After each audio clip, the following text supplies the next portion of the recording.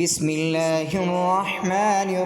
الرحيم قل أوحي إلي أنه استمع نفر من الجن فقالوا إنا سمعنا قرآنا عجبا يهدي إلى الرشد فآمنا به ولن نشرك بربنا أحدا وأنه تعالى جد ربنا ما اتخذ صاحبة ولا ولدا وأنه كان يقول سفيهنا على الله شططا وأنا ظننا أن لن تقول الإنس والجن على الله كذبا وأنه كان رجال من الإنس يعوذون برجال من الجن فزادوهم رهقا وأنهم ظنوا كما ظننتم أن لن يبعث الله أحدا وأنا لمسنا السماء فوجدناها ملئت حرسا شديدا وشوبا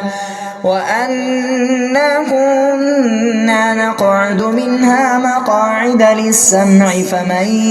يستمع الآن يجد له شهابا رصدا وأنا لا ندري أشر أريد بمن في الأرض أم أراد بهم ربهم رشدا وأنا منا الصالحون ومنا دون ذلك كنا طرائق قدادا وأنا ظننا أن لن نعجز الله في الأرض ولن نعجزه هربا وأنا لما سمعنا الهدى آمنا به فمن يؤمن بربه فلا يخاف بخسا ولا رهقا وأنا منا المسلمون ومنا القاسطون فمن أسلم فأولئك تحروا رشدا وأما القاسطون فكانوا لجهنم حطبا وأن لم استقاموا على الطريقة لأسقيناهم ماء غدقا لنفتنهم فيه ومن يعرض عن ذكر ربه يسلكه عذابا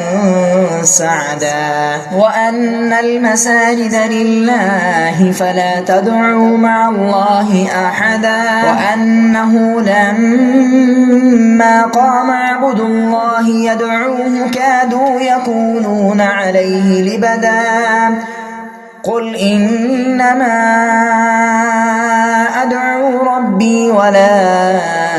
أشرك به أحدا قل إني لا أملك لكم ضرا ولا رشدا قل إني لن يجيرني من الله أحد ولن أجد من دونه ملتحدا إلا بلاغا من الله ورسالاته ومن يعص الله ورسوله فإن له نار جهنم خالدين فيها أبدا حتى إذا رأوا ما يوعدون فسيعلمون من أضعف ناصرا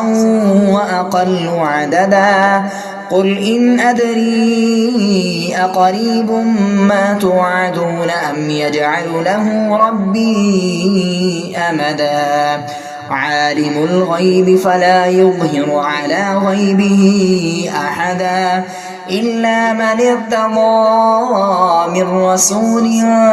فإنه يسلك من بين يديه ومن خلفه رصدا ليعلم أن قد أبلغوا رسالات ربهم وأحاط بما لديهم وأحصى كل شيء عددا صدق الله العظيم.